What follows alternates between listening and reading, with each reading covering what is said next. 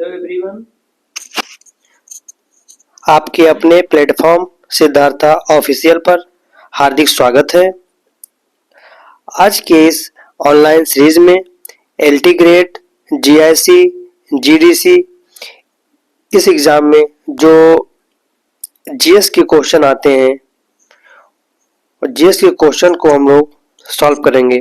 जैसे LT grade में 120 question subjects के आएंगे और 30 क्वेश्चन आएंगे जीएस के आएंगे। और जीआईसी में भी 80 क्वेश्चन आते हैं आपके सब्जेक्ट के आते हैं और 40 क्वेश्चन आते हैं जीएस के आते हैं। ऐसे ही जीडीसी हो गया, डाइट हो गया, आश्रम पद्धति एग्जाम हो गया। तो इन सब एग्जाम में जीएस जो क्वेश्चन आते हैं वो हम लोग यहाँ को मतलब इस प्लेटफॉर्म में हम लोग उस जीएस पोर्शन को कवर करने की कोशिश करेंगे।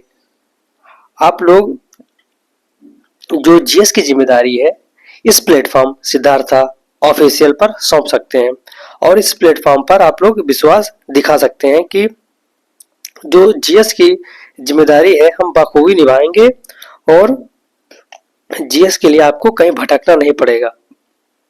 जैसे जो आज की पहली सीरीज है ऑनलाइन की, इसमें हम लोग जो बायोलॉजी का न्यूट्रिशन टॉपिक है उसको स्टार्ट करेंगे।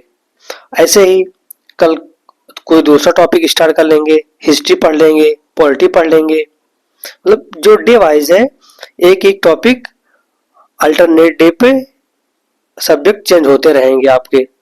तो आप लोगों से यही गुजारिश है कि इस प्लेटफॉर्म पर आप लोग एक बार विश्वास दिखाइए और जीएस जो हम जिम्मेदारी ले रहे हैं आप लोगों के लिए वो बखूबी से हम निभाएंगे। तो चलिए, जो बायोलॉजी का पहला टॉपिक है न्यूट्रिशन एंड हेल्थ, पोषण तथा स्वास्थ्य के बारे में पढ़ेंगे। पोषण क्या होते हैं, स्वास्थ्य क्या होते हैं, स्वास्थ्य पे जो ऊर्जा मिलती है हम लोगों को, ऊर्जा कहाँ से मिलती है, तो यही न्यूट्रिशन एंड हेल्थ में पढ़ेंगे हम लोग। तो देखते हैं कि पोषण क्या है। यानी न्यूट्रिशन मानव सहित सभी प्राणियों में अपने जैविक क्रियाओं को संचालित करने के लिए ऊर्जा की आवश्यकता होती है। जैसे हम मनुष्य हैं, मनुष्य को कोई कार्य करने के लिए, कोई प्राणी को कार्य करने के लिए जैविक क्रिया करनी पड़ती है। जो कोई कुछ कार्य करोगे, कोई आदमी कोई कार्य करता है तो उसमें ऊर्जा की आवश्यकता होती है। ऊर्जा कहाँ से मिलेगी? जैसे हम लोग रोटी खाए और चावल खाए तो यहाँ से हम लोग को ऊर्जा मिलेगी। जैसे अब देखते हैं डिफिनेशन क्या, देखते हैं हम लोग डिफिनेशन क्या है। मानव सहित सभी जीवधारियों में अपने जैविक क्रियाओं को संचालित करने के लिए ऊर्जा की आवश्यकता होती है। यह ऊर्जा पोषण के द्वारा प्राप्त होती है। जो हम लोग क्रिया करते हैं, कोई काम करते हैं, उसमें ऊर्जा की आवश्यकता होती है। जो वही ऊर्जा हम लोग कहाँ से मिलता है और जैसे तो यही हम लोग जानेंगे। तो पोषक पदार्थों को ग्रहण करने की क्रिया को पोषण कहा जाता है। जैसे आपका ये का यहाँ पर बताया गया है कि जैसे पोषक पदार्थों को ग्रहण करने की क्रिया को पोषण कहा जाता है। ओके, जो हम लोग इसे जैसे यहाँ पोषण पदार्थों को ग्रहण करने की क्रिया को पोषण कहा जाता है। ओके, अब आइए नेक्स्ट। पेड़ पौधे अपना भोजन स्वयं बनाते हैं, इसलिए वो क्या होते हैं, स्वपोषी होते हैं। उन्हें ऑटोट्रॉफ्स बोलते हैं, ऑटोट्रॉफ्स बोलते हैं उनको। ओके, जैसे पेड़ पौधे हो गए, जो पेड़ पौधे होते हैं वो अपना भोजन कैसे बनाते हैं, तो जो अपने भोजन स्वयं बनाते हैं। जैसे पेड़ लगा हुआ है तो स्वयं बनाएंगे, सनलाइट से वो अपना भोजन स्वयं बना लेते हैं। उनको हम लोगों की तरह दूसरे पौधे पर डिपेंड नहीं रहना पड़ता है। ओके, नेक्स्ट क्या है, मानव सहित सभी जीवधारी यानी जो सभी प्राणी हैं पेड़ पौधों पर आश्रित होते हैं, जैसे हम लोग हैं। ओके, तो जैसे हम लोग हैं किस पे आश्रित है, पेड़ पौधे पे आश्रित हैं, इसलिए मानव परपोषी कहलाता है। मानव दूसरे के ऊपर डिपेंड होता है कि हाँ भाई हमें जैसे अगर गेहूं हम ना उगाएं तो हम लोग को ऊर्जा नहीं मिलेगी, चावल ना उगाएं तो ऊर्जा कहाँ से मिलेगी, इसलिए हम लोग दूसरे पौधे पर, पेड़ पौधों पर डिपेंड रहते हैं। और जो पौधे अपना भोजन स्वयं बना लेते हैं उन्हें स्वपोषी कहते हैं। मनुष्य को पोषण प्राप्त करने के लिए कार्बनिक तथा अकार्बनिक तत्वों पर निर्भर रहना पड़ता है। मानव सहित, डिफिनेशन देख लीजिए आप, मानव सहित सभी जीवधारी यानी सभी प्राणी पेड़ पौधों पर आश्रित होते हैं और इसलिए इन्हें परपोषी कहा जाता है, हेट्रोट्रॉप्स कहा जाता है। और जो मनुष्य को पोषण प्राप्त करने के लिए कुछ कार्बनिक यानी ऑर्गेनिक तथा अकार्बनिक इनऑर्गेनिक तत्वों पर निर्भर रहना पड़ता है। ओके, अब देखते हैं नेक्स्ट क्या है। नेक्स्ट आइए देखते हैं नेक्स्ट क्या है। नेक्स्ट अब देखते हैं कि पोषण, जो पोषक पदार्थ होते हैं, जो पोषक पदार्थ हम लोग जैसे पढ़े अभी, पोषक पदार्थ जैसे पढ़े, जैसे यहाँ पे दिखा था कि जो सॉरी जो पोषण प्राप्त किया जाता है कार्बनिक तत्व से और अकार्बनिक तत्व से वो प्राप्त किया जाता है पोषक। तो देखते हैं जैसे यहाँ पर लिखा था ये कार्बनिक और अकार्बनिक, ये दो प्रकार के होते हैं। तो दो प्रकार के होते हैं ये, तो आखिर कार्बनिक में क्या आएंगे, अकार्बनिक में क्या आएंगे। ओके, जो कार्बनिक में आते हैं ऑर्गेनिक जो पोषक पदार्थ होते हैं, जैसे उसमें आ जाएगा आपका कार्बोहाइड्रेट हो जाएगा, कार्बोहाइड्रेट में आपका उसके बाद वसा हो जाएगा, प्रोटीन हो जाएगा, ओके, और एंजाइम हो जाएगा और प्रोटीन हो जाएगा। तो ये आ जाएंगे आपके कार्बोहाइड्रेट हो गए, वसा हो गए, प्रोटीन हो गए और एंजाइम हो गए, ये आपके आ जाएंगे कार्बनिक में आ जाएंगे। ओके, कार्बनिक में हो जाएंगे सब। इसको हटा देते हैं, इरेज कर देते हैं स्टूडेंट। इरेज करने के बाद अब आ जाते हैं, तो इसको आप लोग रट लीजिएगा, पूछ सकता है एग्जाम में कि कार्बनिक में कौन कौन पोषक पदार्थ आते हैं, तो इसे आप लोग देख लीजिएगा। ओके, ये 4 प्रकार के कार्ब जो होते हैं कार्बनिक, कार्बोहाइड्रेट हो गए, वसा हो गए, प्रोटीन हो गए, एंजाइम हो गए। चलिए नेक्स्ट देखते हैं अकार्बनिक में क्या आते हैं। अकार्बनिक में आते हैं जल हो गए आपके और खनिज लवण यानी मिनरल्स साल्ट्स हो गए। तो इसमें ये आपके कार्बनिक अकार्बनिक हो गए पदार्थ। चलिए नेक्स्ट देखते हैं क्या है फिर। अब सबका डिफिनीशन देख लेते हैं एक बार।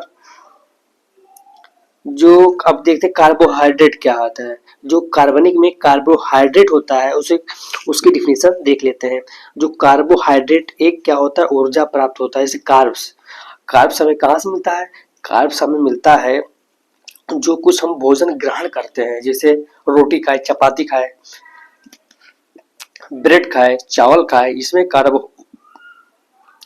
होता है। कार्ब एक ऊर्जा प्रदायी पदार्थ है। तो अगर हम लोग कार्बोहाइड्रेट खाते हैं तो हम लोग को ऊर्जा मिलता है। और यह कार्बन, ऑक्सीजन, कार्बन अंडरलाइन कर देता हूं, ये आपका कार्बन हो गया और हाइड्रोजन हो गया, ऑक्सीजन हो गया। इसका रेशियो कभी कभी एग्जाम में पूछ लिया जाता है। CHO कार्बन, हाइड्रोजन और ऑक्सीजन, इसका रेशियो क्या होता है, तो इसका रेशियो होता है 1:2:1, 1:2:1, 1:2:1, एक ratio, 2 ratio, 1 ratio, 1:1 ratio, 2 ratio, 1 ratio, इसका हो गया आपका रेशियो। तो एग्जाम में पूछ लिया जाता है कि जो कार्बोहाइड्रेट होता है, कार्बनिक पदार्थ है, उसका जो वो क्या बोलते हैं, उसका रेशियो क्या है, कार्बन का, हाइड्रोजन का और ऑक्सीजन का। इसका रेशियो है 1:2:1 रेशियो। ओके, नेक्स्ट नेक्स्ट बढ़ते हैं। एक कार्बन, एक ग्राम, एक कार्बोहाइड्रेट के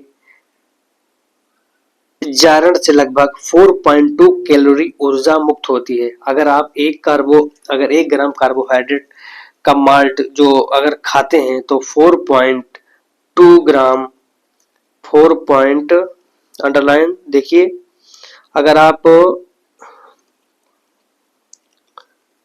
अगर अगर आप 1 ग्राम कार्बोहाइड्रेट ग्रहण करते हैं तो 4.2 किलो कैलोरी ऊर्जा मुक्त होती है। देख लीजिए स्टूडेंट। चलिए नेक्स्ट क्या है? कार्बोहाइड्रेट के 3 प्रकार होते हैं। ओके, जो कार्बोहाइड्रेट के 3 प्रकार होते हैं तो उसमें कौन कौन आ जाते हैं? एक होता है मोनोसेक्राइड, और एक होता है डाइसेक्राइड, और एक होता है पॉलीसेक्राइड। मोनोसेक्राइड, कार्बोहाइड्रेट के कितने प्रकार होते हैं? मोनोसेक्राइड, डाइसेक्राइड और पॉलीसेक्राइड होते हैं। तो देखते हैं डेफिनेशन। मोनोसेक्राइड क्या होता है? मोनोसेक्राइड में आते हैं आपके, मोनोसेक्राइड एक शुगर होता है, एक अणु शुगर, यानी इसको 1 मॉलिक्यूलर शुगर भी कहते हैं। इसके अंतर्गत जो आपका ये मोनोसेक्राइड होता है, इसके अंतर्गत आता है ग्लूकोज आता है, फ्रक्टोज आता है और गैलेक्टोज आता है। जो मोनोसेक्राइड्स होता है वो उसको 1 मॉलिक्यूलर शुगर भी कहते हैं। और इसके अंदर जो मोनोसेक्राइड होता है इसके अंदर ग्लूकोज, फ्रक्टोज एंड गैलेक्टोज आते हैं। जो ग्लैक जो आपका वो होता है,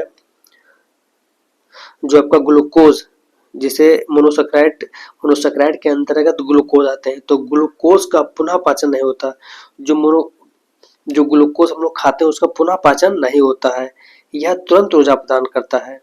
जैसे हम लोग ग्लूकोज पीते हैं, कभी कभी पानी का प्यास लगता है तो हम लोग ग्लूकोज ग्रहण करते हैं। जो ग्लूकोज होता है इसका पाचन नहीं होता है, ग्लूकोज से हम लोग को तुरंत ऊर्जा प्रदान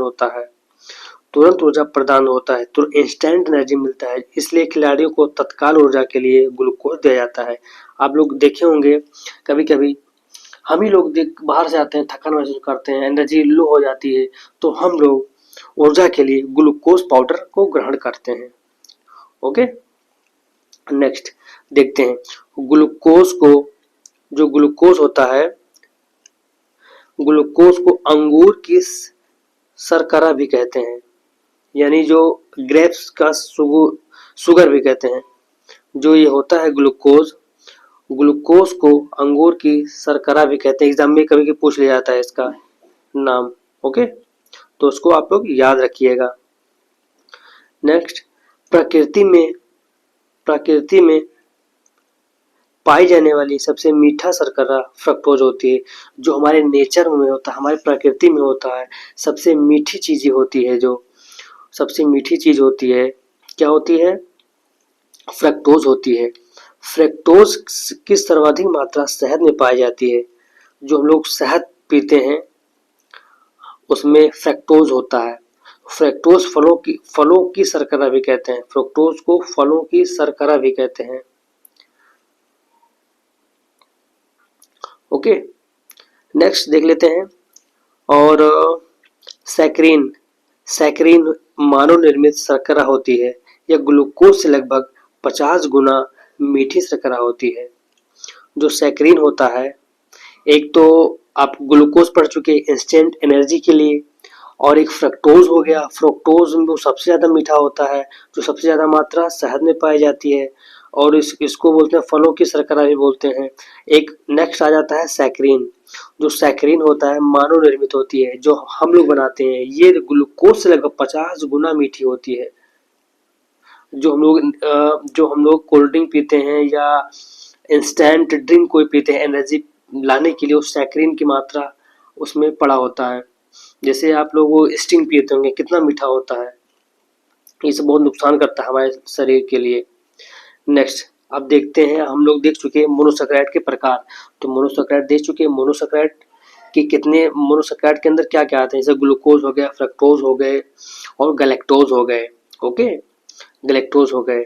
अब आज ये डाइसैकराइड पढ़ते हैं। डाइसैकराइड अभी हम लोग कार्बोहाइड्रेट के प्रकार को पढ़ रहे हैं स्टूडेंट। ओके, जो कार्बोहाइड्रेट के 3 प्रकार में पहला प्रकार मोनोसैकराइड पढ़ चुके हैं। अब हम लोग पढ़ेंगे डाइसैकराइड। डाइसैकराइड इसे द्विअणुक शर्करा भी कहते हैं, यानी 2 मॉलिक्यूलर शुगर भी इसे कहते हैं। इसके अंतर्गत माल्टोज, सैक्रोज एंड लैक्टोज, इसके अंतर्गत जो डाइसैकराइड होता है, इसके अंतर्गत आते हैं आपके 3 चीज। कौन कौन आते हैं? एक हो गए आपके माल्टोज हो गए, सक्रोज हो गए एंड लैक्टोज हो गए, इसके अंदर आते हैं। इसके अंतर्गत क्या आ गए? आपके माल्टोज हो गए, सैक्रोज हो गए एंड लैक्टोज हो गए। ओके, लैक्टोज होने के बाद में और माल्टोज को क्या कहते हैं? माल्टोज को अनाज की शर्करा भी कहते हैं, और सक्रोज को गन्ने की शर्करा भी कहते हैं। लैक्टोज को दूध की शर्करा कहते हैं। जो लोग दूध पीते हैं उनमें लैक्टोज होता है। लैक्टोज क्या है? डाइसैकराइड है। सुक्रोज क्या है? जो गन्ने का रस पीते हैं। और माल्टोज अनाज की शर्करा, जो मीठा हम लोग जो माल्टेज अनाज की शर्करा जो हम लोग खाते पीते हैं अनाज, उसमें जो हल्का मीठापन होता है वो माल्टोज के कारण ही होता है। ओके, अब आ जाइए नेक्स्ट आ जाइए पॉलीसैकराइड। तो मोनोसैकराइड, डाइसैकराइड एंड पॉलीसैकराइड को हम लोग क्या कर चुके हैं? पढ़ चुके हैं। अब आ जाइए पॉलीसैकराइड पे। तीसरा टाइप है पॉलीसैकराइड। पॉलीसैकराइड में हम लोग देखेंगे स्टूडेंट, पॉलीसैकराइड को अगर मॉलिक्यूलर, इसको पॉली शुगर कहते हैं, पॉलीमॉलिक्यूलर शुगर कहते हैं इसे। इसके अंतर्गत ग्लाइकोजन आएंगे, स्टार्च आएंगे, काइटिन आएंगे, सेलुलोज आते हैं। इसके अंतर्गत आपके आएंगे 3 टाइप के नहीं स्टूडेंट, ग्लाइकोजन हो गए, स्टार्च हो गए, काइटिन हो गए, सेलुलोज हो गए। इसके अंतर्गत यही सब प्रकार आते हैं।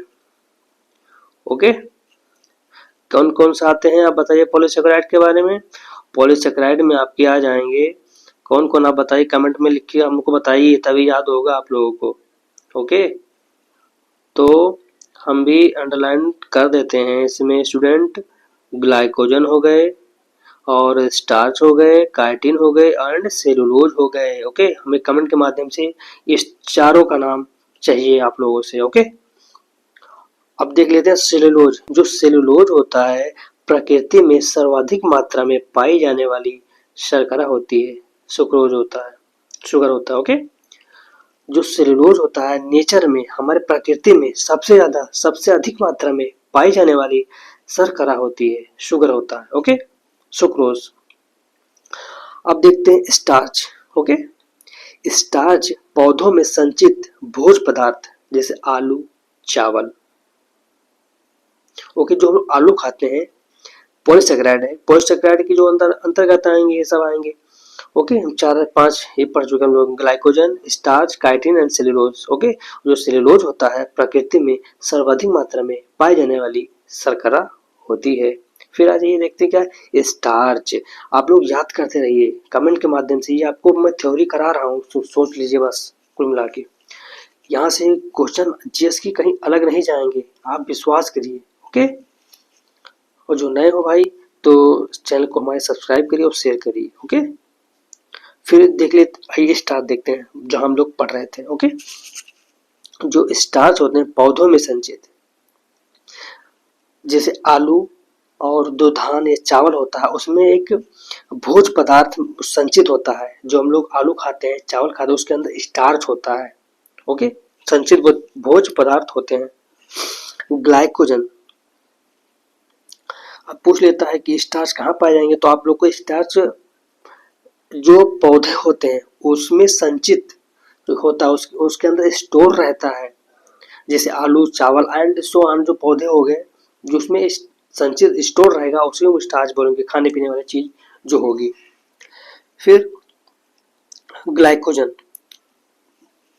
ग्लाइकोजन जंतुओं में अतिरिक्त ग्लूकोज के रूप में संचित रहता है।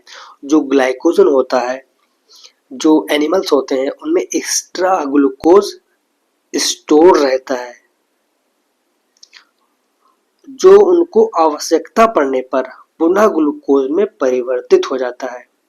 ओके, जैसे कोई जानवर है या कोई गाय है, भैंस है एंड सो ऑन, कोई भी एनिमल हो गया, उनके अंदर ग्लाइकोजन होता है। तो ग्लाइकोजन में एक होता है कि उनके एक्स्ट्रा ग्लूकोज के रूप में संचित होता है। जब उनको ग्लूकोज की आवश्यकता पड़ती है तो वह पुनः ग्लूकोज में परिवर्तित हो जाता है। ग्लाइकोजन होता है उनके अंदर, लेकिन जब उनको ग्लूकोज की आवश्यकता होता है स्टूडेंट, तो अपने ग्लूकोज में परिवर्तित हो जाता है। जैसे हमारे यहाँ हमारे मानव में ग्लूकोजन मानव यकृत में संचित रहता है। जैसे हम ही लोग हो गए, मानव हो गए, एनिमल प्राणी हो गए, हमारे जो मनुष्य में होते हैं लीवर में स्टोर्ड होता है ग्लूकोजन, ग्लूकोजन के रूप में स्टोर्ड रहेगा। जब हमें ग्लूकोज की आवश्यकता पड़ेगी तो वो हमें पुनः ग्लूकोज के रूप में मिल जाएगा। ओके, अब देखिए नेक्स्ट उसी में है पॉलीसेकेराइड में हम लोग पढ़ रहे हैं स्टूडेंट, काइटिन कीटों तथा मच्छरों के पंख, काकरोच के पंख तथा पैर और घेंघा के कवच में पाया जाता है। जो काइटिन होता है, पूछ लिया जाता है काइटिन किसकी, काइटिन कहाँ नहीं पाया जाएगा, काइटिन कहाँ पाया जाएगा, एग्जाम्पल दे देगा, कीट दे देगा, मच्छर के पंख दे देगा, काकरोच दे देगा एंड पंख और घेंघा घेंघा दे देगा, पैर हो गया, तो कहाँ पाया जाएगा। तो काइटिन कीटों मच्छर के पंख, काकरोच के पंख, काकरोच हो गए, और जो घेंघा होते हैं, स्नेल देखे होंगे, उसके जो कवच बना होता है काइटिन से बना होता है स्टूडेंट। ओके, नेक्स्ट चलिए देखते हैं नेक्स्ट, अब प्रोटीन का पढ़ते हैं। प्रोटीन का निर्माण अमीनो एसिड से होता है। पूछ लेगा कि प्रोटीन का निर्माण किससे होता है, तो प्रोटीन का निर्माण अमीनो एसिड से होता है। प्रोटीन का निर्माण किससे होता है, प्रोटीन का निर्माण होता है अमीनो एसिड से होता है। ये कार्बन, हाइड्रोजन और ऑक्सीजन के अतिरिक्त नाइट्रोजन के भी बने होते हैं। कहीं पूछ लेगा कि प्रोटीन क्या होता है, तो प्रोटीन अमीनो एसिड होता है। फिर ये किससे बने होते हैं पूछेगा तो बताना पड़ेगा आपको, कार्बन से, हाइड्रोजन से, ऑक्सीजन से, और इसमें नाइट्रोजन के भी बने होते हैं। ओके, और जो ये होते हैं प्रोटीन हमारे शरीर के निर्माण, टूटे फूटे अंग के निर्माण में सहायक होता है। तो पूछ लेगा कि प्रोटीन हमारे शरीर के लिए क्यों इम्पोर्टेंट होता है, तो ये हमारे शरीर के हेल्दी रखने के लिए, हमारे शरीर में टूटे फूटे जो कोशिका अंग होते हैं, ऑर्गेनल्स होते हैं, इनको पुनः निर्माण में सहायता मिलता है प्रोटीन से। और नेक्स्ट, प्रोटीन के द्वारा क्या होता है, प्रोटीन के द्वारा एंजाइम, हार्मोन, विटामिन्स का निर्माण होता है। जो प्रोटीन होता है, जब प्रोटीन के द्वारा ही एंजाइम बनेंगे, हार्मोन निकलेंगे, कुछ विटामिन्स का निर्माण भी होता है। विटामिन्स हमारे शरीर के लिए बहुत इंपॉर्टेंट होता है। कई विटामिन्स की कमी से कुछ रोग भी हो जाते हैं, जैसे विटामिन सी की कमी से, विटामिन बी की कमी से, विटामिन B12 हो गया, विटामिन के हो गया, इन सभी कमी से कुछ बीमारियां भी होती हैं, कुछ डिजीज भी होते हैं हमारे शरीर में। इसलिए प्रोटीन बहुत आवश्यक है हमारे शरीर के लिए। प्रोटीन मानव शरीर में एंटीजन तथा एंटीबॉडी के निर्माण में भी सहायक होते हैं। सोच लीजिए प्रोटीन कितना इम्पोर्टेंट है हमारे शरीर के लिए। ओके, देखते हैं जो प्रोटीन होता है, एंजाइम, हार्मोन्स और विटामिन्स का निर्माण होता है। एंजाइम्स, हार्मोन्स और विटामिन्स का भी निर्माण होता है। प्रोटीन मानव शरीर में एंटीजन तथा एंटीबॉडी के निर्माण में सहायक होते हैं। जो प्रोटीन होते हैं एंजाइम, हार्मोन, विटामिन्स का निर्माण होता है, और जो एंटीजन, एंटीबॉडी के निर्माण में सहायक होते हैं। 1 ग्राम प्रोटीन के लगभग 4.1 ग्राम कैलोरी ऊर्जा मुक्त होती है। इसलिए हम लोगों को ज़्यादा से ज़्यादा प्रोटीन सेवन करना चाहिए। फैट और इन सब चीज़ों से दूर रहना चाहिए स्टूडेंट हम लोगों को। अब देखते हैं कि अगर आप लोग 1 ग्राम प्रोटीन खाते हैं तो 4.1 ग्राम कैलोरी ऊर्जा मुक्त होती है। ऊर्जा भी जरूरी है, काम करोगे तो ऊर्जा चाहिए। शरीर के लगभग 20 अमीनो अम्ल की जरूरत होती है। जो हमारा बॉडी होता है, हमारा शरीर होता है, उसमें लगभग 20 अमीनो एसिड की जरूरत होती है, जिसमें 10 अमीनो एसिड का निर्माण शरीर स्वयं कर देता है। सोच के 10 हम लोग जो जरूरी है, 10 तो हमारा शरीर स्वयं निर्माण कर लेता है अमीनो एसिड का, और 10 अमीनो एसिड का हमें भोजन के द्वारा ग्रहण करना पड़ता है। भगवान ने हमें भेजा है तो कितना, सोचो कि 20 जरूरत है, 10 हमारा शरीर स्वयं निर्माण कर ले रहा है। इतनी आवश्यक चीजें हैं, और 10 हम लोग अपने अमीनो एसिड को, जो प्रोटीन का निर्माण होता है, भोजन के द्वारा लेना पड़ता है। ओके, तो यहाँ समझ गए। नेक्स्ट आते हैं फिर आर्जिनिन तथा हिस्टिडिन किशोरों के लिए आवश्यक अमीनो अम्ल होता है। एक पूछ लेगा कि आर्जिनिन किसके लिए आवश्यक होता है।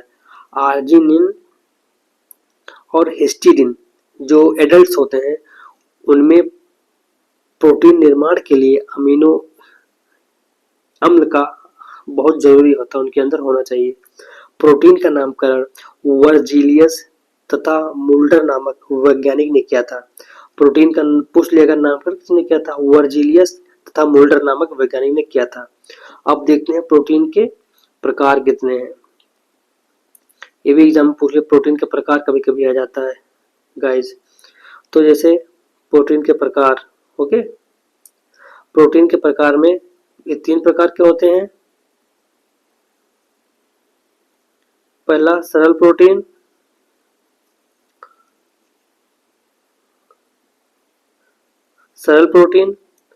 संयुक्त प्रोटीन, और तीसरा व्युत्पन्न प्रोटीन। तो देखते हैं सरल प्रोटीन क्या है।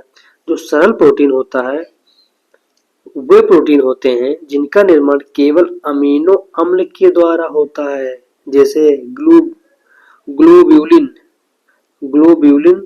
और एल्ब्यूलिन। ओके, जो सरल प्रोटीन होता है, हमारे शरीर में 3 प्रकार के प्रोटीन होते हैं। जो पहला प्रोटीन है स्टूडेंट, जो पहला प्रोटीन है हम लोगों का सरल होता है। वो सरल प्रोटीन उन्हें कहते हैं जिनका निर्माण केवल अमीनो अम्ल के द्वारा होता है, जैसे ग्लोब्यूलिन तथा एल्ब्यूलिन। ओके, ग्लोब्यूलिन और एल्ब्यूलिन। नेक्स्ट देखते हैं। नेक्स्ट प्रोटीन आपका है, नेक्स्ट प्रोटीन में आ जाइए आप, संयुक्त प्रोटीन, जिसको ज्वाइंट प्रोटीन बोलेंगे हम। इस प्रकार के प्रोटीन का निर्माण अमीनो अम्ल के अलावा अन्य पदार्थ से होता है। जो संयुक्त प्रोटीन होता है, ये प्रोटीन का जो निर्माण होता है अमीनो अम्ल के अलावा, जो अमीनो अम्ल होता है उससे भी होगा, लेकिन कुछ अन्य पदार्थ भी होते हैं, जैसे ग्लाइकोप्रोटीन, लाइपोप्रोटीन। ये आप कैप्सूल लिए होंगे तो उसमें प्रोटीन का संश्लेषण में इंग्रेडिएंट्स लिखा होता है, कभी देखना ग्लाइकोप्रोटीन, लाइपोप्रोटीन लिखा होता है। ओके, ये संयुक्त प्रोटीन है। इसमें संयुक्त प्रोटीन किस लिए है, इसमें अमीनो अम्ल भी पाए जाएंगे और अमीनो अम्ल के अलावा कुछ और अन्य पदार्थ भी इसके अंदर पाए जाते हैं। ओके, नेक्स्ट देखते हैं क्या है, व्युत्पन्न प्रोटीन। व्युत्पन्न प्रोटीन वे प्रोटीन होते हैं जिनका जलीय अपघटन होता है, यानी जो जल में घुलनशील होते हैं। ओके, ये वो प्रोटीन होते हैं, व्युत्पन्न प्रोटीन होते हैं जो जिनका जलीय में घुलन या अपघटन में डिकम्पोजिशन हो जाता है, जैसे पेप्टोन। एक प्रकार का ये व्युत्पन्न प्रोटीन है। ओके,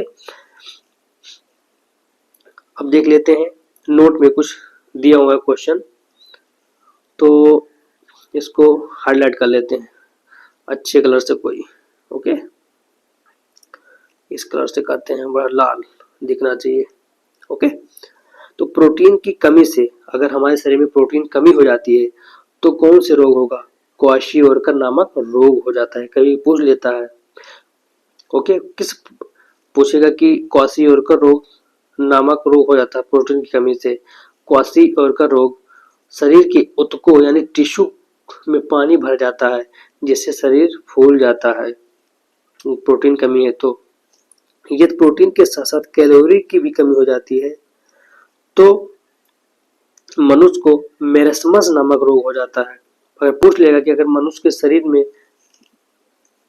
प्रोटीन कमी हो गई और कैलोरी भी कमी हो गई तो मनुष्य को मेरस्मस रोग हो जाएगा। एक फैक्ट देखते हैं, क्लोरेला शैवाल। जो क्लोरेला शैवाल में प्रोटीन की मात्रा लगभग 70% होती है। सोयाबीन में लगभग 43 ग्राम प्रोटीन होता है। ओके, अगर आप 50 ग्राम प्रोटीन, अगर आप 50 ग्राम सोयाबीन खा लेते हैं तो लगभग आप लोगों को 50 ग्राम प्रोटीन मिल जाता है। 50 नहीं, या लगभग 100 ग्राम प्रोटीन मिल जाते हैं। इतना प्रोटीन सोयाबीन में होता है स्टूडेंट। फिर देख लेते हैं कुछ मुख्य प्रोटीन क्या है।